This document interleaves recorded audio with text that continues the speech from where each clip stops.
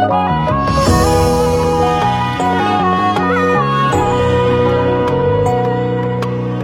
នជុំអូនក្នុងចិត្តនឹងអូនគឺជាមនុស្សពីរសិនអូនជាដួងតារាមុំភ្លឺបេងដូងអូនជាមនុស្សតែម្នាក់ឈានជើងចូលក្នុងជីវិតបងហើយប្រាំថាលះមងក្រុមយ៉ាងឲ្យគ្នា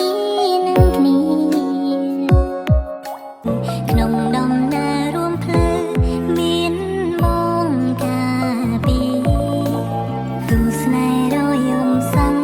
បងនឹងក្បែរអូនគ្រប់វេលានឹងពីនឹងបងមិនទៀមទាសុំត្រឹមក្បែរអូនអរគុណអូនណាអរគុណព្រេងវាសនានេះសាយឲ្យខ្ញុំជួបមនុស្សដែលផ្ដល់តម្លៃនឹងក្តីស្រឡាញ់ពិតបងសូមសន្យា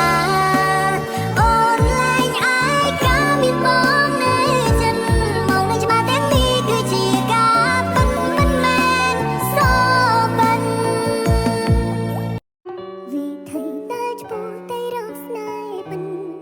ដៃអូននឹងដៃបងមិនកាន់ជាប់ភ្ជាប់នឹងគ្នាពុះពី